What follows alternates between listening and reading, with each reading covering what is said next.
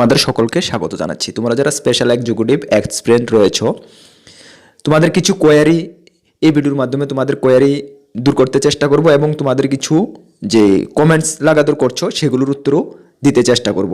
প্রথমত তোমাদের যে মেডিকেল সার্টিফিকেট সংক্রান্ত কিছু কোয়ারি তোমাদের রয়েছে, তোমাদের যে সিলেকশন প্রসিডিউর পরীক্ষা না ভাইবা এটার উপরে তোমাদের কিছু কোয়ারি রয়েছে, কিছু গুরুত্বপূর্ণ পয়েন্ট রয়েছে, এগুলো এই ভিডিওর মাধ্যমে ডিসকাস করব। তোমরা ধৈর্য সহকারে ভিডিওটা দেখো, ভিডিওটা একটু লম্বা হতে পারে বাট ইনফরমেটিভ ভিডিও হতে যাচ্ছে তোমাদের জন্য। ঠিক আছে, চলো আমরা দেখে নিচ্ছি।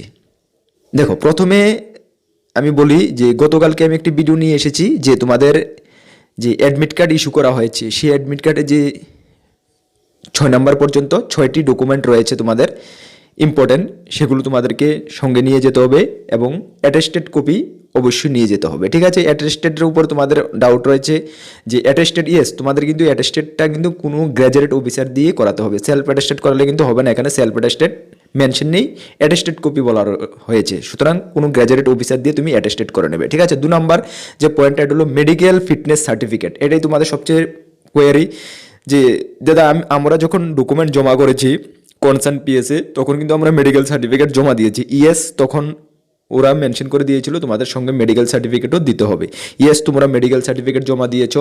এখন তোমাদের কোয়েরি হলো তোমরা এখন মেডিকেল সার্টিফিকেট লাগবে কিনা। দেখো, অ্যাডমিটে তোমাদের ক্লিয়ার বলে দেওয়া হয়েছে এখনও তোমাদের মেডিকেল সার্টিফিকেট লাগবে। এটার কারণটা হলো এই, তোমরা এর মধ্যে ম্যাক্সিমাম 2টি ধাপে তোমাদের ডকুমেন্ট জমা রেখেছে। একটি 1 বছরের অতিক্রম হয়ে গেছে, 1 বছর আগে জমা রেখেছিল, আর নেক্সট টাইম কিছুদিন আগে তোমাদেরকে স্কোপ দেওয়া হয়েছিল, কিছু মাস আগে জমা রাখা হয়েছিল। যারা 1 বছর আগে জমা দিয়েছো, 1 বছর আগে তুমি মেডিকেল ফিট ছিলে, এখন তুমি মেডিকেল ফিট রয়েছো কিনা এটা কিভাবে ওরা বুঝবে?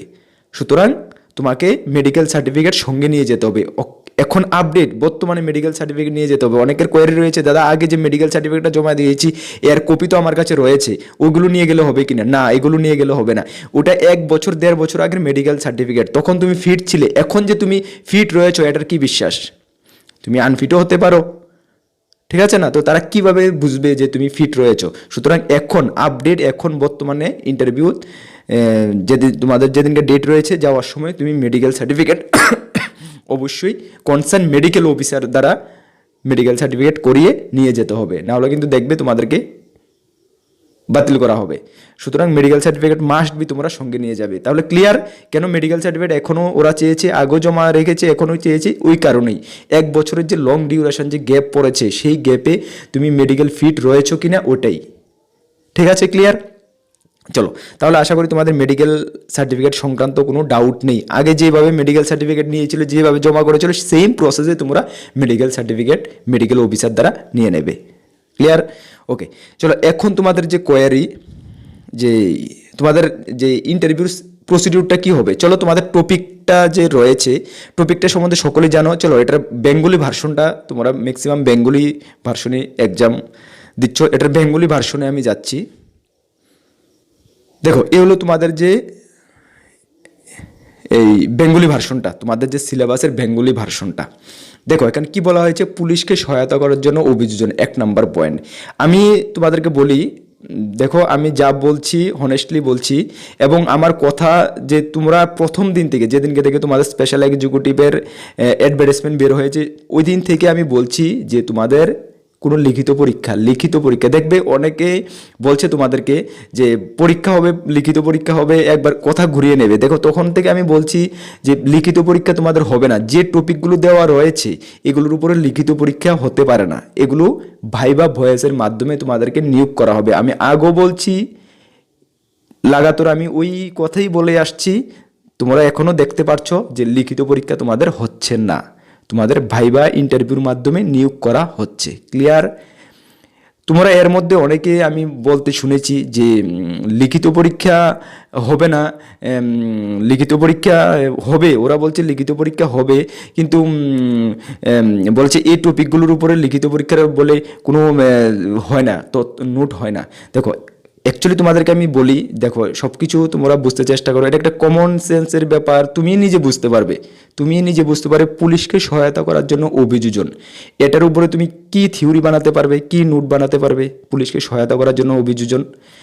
2 নাম্বার আছে অপরাধ বা আইন শৃঙ্খলা সমস্যা প্রতিরোধ করার জন্য নজরদারি রাখার ক্ষমতা। এগুলো কি জানোনি? এগুলো যখন তুমি ফিল্ডে কাজ করবে, জবে তুমি প্রবেশ করবে, ফিল্ডে কাজ করতে করতে তোমার অভিজ্ঞতা বাড়বে, তখন তোমার দেখবে বিভিন্ন অভিজ্ঞতা থেকে তুমি নিজেই অটোমেটিক ভালো পারফরমেন্স করতে পারছো।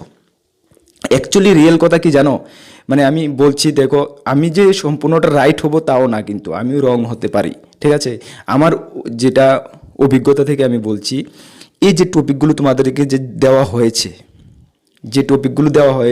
অ্যাকচুয়ালি তোমরা দেখবে ইন্টারভিউর পরও মিলিয়ে নেবে, বাট আমার কথা, আমি আবার বলছি, আমার কথা অনুসারে যে তোমরা পড়ে যাবে বা আমার কথা অনুসারে যে তোমরা প্রিপারেশন নিয়ে যাবে এটা না, কিন্তু তোমার যেটা ভালো লাগে, তোমার মনে যেটা চায় এটাই করো। বাট আমার অভিজ্ঞতাটা আমি বা আমার যে থিঙ্কিংটা, চিন্তাধারা যেটা, এটা আমি তোমাদের সঙ্গে শেয়ার করছি জাস্ট ফর, না কি তোমাদেরকে আমি গাইড ফুল করছি, মনে রাখবে, জাস্ট শেয়ার করছি। চলো, অ্যাকচুয়ালি দেখবে ইন্টারভিউ যখন তোমরা যাবে, ইন্টারভিউ ভাইবা বয়েছে, এই যে তোমাদের যে টপিকগুলো রয়েছে, দেখবে এই টপিকগুলো ওয়াশ আউট হয়ে গেছে। এই টপিকগুলোর উপরে কোনো কোশ্চেনই তোমাদেরকে জিজ্ঞেস করছে না। এটা হওয়ার চান্স একদম, মানে দেখবে তুমি 80% এটা হওয়ার চান্স, কিন্তু এটা হবে 100% আমি বলছি না। আবারও বলছি, আমার কথার উপরে বিশ্বাস করেই তোমরা প্রিপারেশন নিয়ে যাবে না, ঠিক আছে? তোমাদের ব্যক্তিগত কিছুটা বুঝ আছে, ঠিক আছে? যে দেখবে এই টপিকগুলোর উপরে ইন্টারভিউতে তোমাদের কোনো কোশ্চেনই নেই, এটি ওয়াশ আউট। যারা ইন্টারভিউ প্যানেলে বসবে, এই টপিকগুলোর উপর কি কোশ্চেন করবো, ওরাও তোমাদেরকে 1টি থেকে 2টা বেশিতে বেশি কোশ্চেন করতে পারে, এর বেশি করবেই না। তুমি দেখবে পরবর্তী সময় মিলিয়ে নেবে বা আমাকে জানাবে, 1 থেকে 2টি কোশ্চেনের বেশি করবে না। এক্সট্রা কি কোশ্চেন জিজ্ঞেস করবে, যেমন জিআরবিটি গ্রুপ ডিতে যে প্যাটার্নের ইন্টারভিউতে কোশ্চেন জিজ্ঞেস করা হয়েছিল, সেম প্যাটার্নে তোমাদেরকে জিজ্ঞেস করা হবে। যেমন ধরো, আমি বলছি, যেমন ধরো তুমি যে সাব ডিভিশন থেকে গেছো, ওই তোমার সাব ডিভিশনের বর্তমান এসপিকে, ওই তুমি যে ডিস্ট্রিক্ট থেকে গেছো, ওই ডিস্ট্রিক্টের বর্তমান এসপিকে, যে সাব ডিভিশন থেকে গেছো ওইখানকার বর্তমান এসডিপিওকে, জেলা শাসকের নাম কি, তুমি কোন কনস্টিটিউয়েন্সি থেকে গেছো, এমএলএর নাম কি, এই টাইপের কোশ্চেন। তুমি যে সাব ডিভিশন থেকে বিলং করো, ওই সাব ডিভিশনের আন্ডারে কয়টি, যে ডিস্ট্রিক্ট থেকে বিলং করো ওই ডিস্ট্রিক্টের আন্ডারে কতগুলো সাব ডিভিশন রয়েছে, কতগুলো পিএস রয়েছে, এই ধরনের কোশ্চেন তোমাকে জিজ্ঞেস করার চান্স সবচেয়ে বেশি। আমার কথাগুলোর সঙ্গে মিলিয়ে নেবে পরবর্তী সময়, এই ধরনের কোশ্চেন জিজ্ঞেস করার চান্স সবচেয়ে বেশি।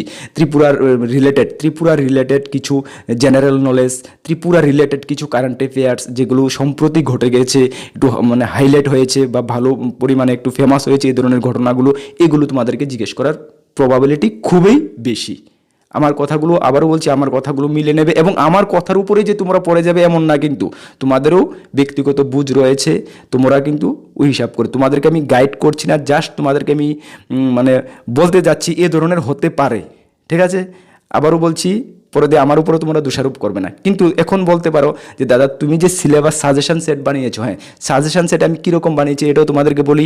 এই যে টপিকগুলো থেকে আমি কোশ্চেন দিয়েছি, বাট মিনিমাম পরিমাণে আমি কোশ্চেন রেখেছি আমাদের সাজেশনে। এই টপিকগুলো থেকে আমি কোশ্চেন রেখেছি, আবারও বলছি, এই কোশ্চেনগুলো রেখেছি মিনিমাম, খুব সীমিত কোশ্চেন রেখেছি। ম্যাক্সিমাম কোশ্চেন রেখেছি যে আমি এখন যে টপিকগুলো তোমাদের আলোচনা করলাম, ওই টপিকগুলোর উপরে আমি ম্যাক্সিমাম কোশ্চেন রেখেছি। সঙ্গে ত্রিপুরা জিকেও রেখেছি, ত্রিপুরার কারেন্ট অ্যাফেয়ার্সও রেখেছি, প্লাস যত ডিস্ট্রিক্টে এসপি, কোন ডিস্ট্রিক্টের কে এসপি রয়েছে, এইগুলো আমি রেখেছি। হ্যাঁ, বর্তমান প্রশাসনিক আধিকারিক কারা কে কোন পদে রয়েছে, এগুলো রেখেছি। তোমার ডিস্ট্রিক্ট থেকে কয়টি সাব ডিভিশন রয়েছে, কয়টি ব্লক রয়েছে, কয়টি কী রয়েছে, এগুলো আমি রেখেছি, ঠিক আছে? যেটা জিআরবিটি গ্রুপ ডির প্যাটার্নে যে ইন্টারভিউটা হয়েছিল, আমি যেভাবে, দেখো জিআরবিটি গ্রুপ ডির যারা স্টুডেন্ট রয়েছে তোমরা জানো, যেভাবে আমরা গাইড করেছি চ্যানেলে, সেম টু সেম কোশ্চেন জিজ্ঞেস করা হয়েছে জিআরবিটি গ্রুপ ডি ইন্টারভিউতে। তোমরা জানো, তোমরা কমেন্টস করে এসে জানিয়েছো আমাকে, আমি তোমাদের সঙ্গে এটাও শেয়ার করেছি। তবে এই যে তোমাদের স্পেশাল এক্সিকিউটিভও কিন্তু সেম ধরনেরই তোমাদের ইন্টারভিউটা হবে, মনে রাখবে। ইন্টারভিউর যে সিলেবাস তোমাদেরকে দিয়েছে, যারা সিলেবাস দিয়েছে, অ্যাকচুয়ালি কি বুঝে সিলেবাসটা দিয়েছে, মানে আমি বুঝি না, আমার বুঝার, মানে আমার এটা মাথা ধরে না, বা আমি বুঝি না এই সিলেবাস তোমাদেরকে কি হিসাবে দিয়েছে, ঠিক আছে?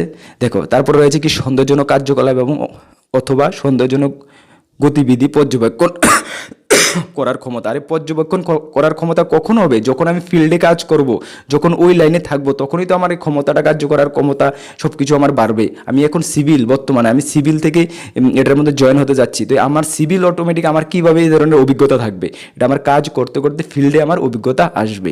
যারা প্যানেলে বসবে তাদেরও এই জিনিসটি তাদেরও মাথায় থাকবে। সুতরাং তোমরা আমি বলবো না এই টপিকগুলোর উপর পড়বে না, এই টপিকগুলোর উপরেও পড়ে যাবে। সুতরাং আমি যেগুলো এক্সট্রা এখন বলেছি তোমাদেরকে, ওইগুলোর উপরে একটু ভালো করে ফোকাস করে যাবে। ইন্টারভিউ শেষ হওয়ার পরে আমার কথাগুলো যে আমি বলছি তোমরা এগুলো রাখো, মিলিয়ে নেবে এবং আমাকেও কমেন্টস করে জানাবে। যে খান থেকে তোমাদেরকে বিভ্রান্ত করছে, কার কতটুকু অভিজ্ঞতা আছে কি আছে আমি জানি না, হয়তো বা খুব ভালো অভিজ্ঞতা আছে, খুব ভালো আছে, সব কিছু আছে, হয়তো হতে পারে, বাট আমার অভিজ্ঞতাটা আমি শেয়ার করলাম। ঠিক আছে, এখন তোমাদের অভিজ্ঞতা কি, তোমার মনের সঙ্গে তুমি এটা একটু মিলিয়ে নেবে। ঠিক আছে, এটাই আমার বলার ছিল। আর আগে থেকে আমি এটাই বলেছিলাম যে এগুলোর উপরে কোনো লিখিত পরীক্ষা হবে না, ভাইবা ভয়েসের মাধ্যমে তোমাদের নিয়োগ হবে, এটাই হচ্ছে।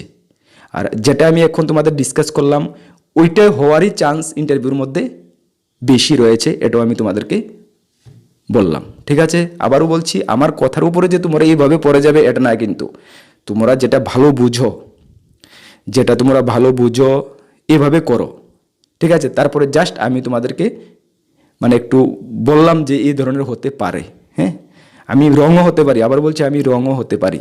তবে আমাদের যে সাজেশন তোমাদের স্পেশাল এক্সিকিউটিভের জন্য যে সাজেশন রেডি করেছি, কী ধরনের করেছি এটাও তোমাদেরকে আমি বলে দিলাম। এই টপিকগুলো রেখেছি আমরা, এই টপিকগুলো থেকে মিনিমাম পরিমাণে কোশ্চেন রেখেছি, বাকি ম্যাক্সিমাম পরিমাণে কী কোশ্চেন রেখেছি ওই যেগুলো আমি বললাম, এই ধরনের পুরা সারাউন্ডিং সব কিছু আমি কভার করে দিয়েছি আমাদের সাজেশনের মধ্যে। দেখা যাক ইন্টারভিউর মধ্যে কী ধরনের কোশ্চেন জিজ্ঞেস করা হয়। ঠিক আছে, তো আবার বলছি, তোমাদের ইন্টারভিউ 8, 25, 26, 27, 28, 29 তারিখ থেকে শুরু হচ্ছে। হ্যাঁ, 29 জানুয়ারি থেকে শুরু হয়ে যাচ্ছে। প্রত্যেক দিনে সম্ভবত তোমার এই হলিডে ছাড়া প্রত্যেক দিনেই ইন্টারভিউ রয়েছে। ঠিক আছে, আর ইন্টারভিউ ফিডব্যাক কেমন হয় অবশ্যই জানাবে। সকলকে বেস্ট অফ লাক। আর কন্টিনিউ আমরা দেখি কি ক্লাস নিয়ে আসতে পারি। আর আজকে বিকালে তোমাদের কারেন্ট অ্যাফেয়ার্স গতকালকে নিয়ে আসার কথা ছিল, পারি না। ত্রিপুরা কারেন্ট অ্যাফেয়ার্সের উপরে কিছু একটা ক্লাস নিয়ে আসবো আজকে বিকালের দিকে, হ্যাঁ 5টার দিকে নিয়ে আসবো, যেটা তোমাদেরও কাজে আসবে, ত্রিপুরা পুলিশেরও কাজে আসবে।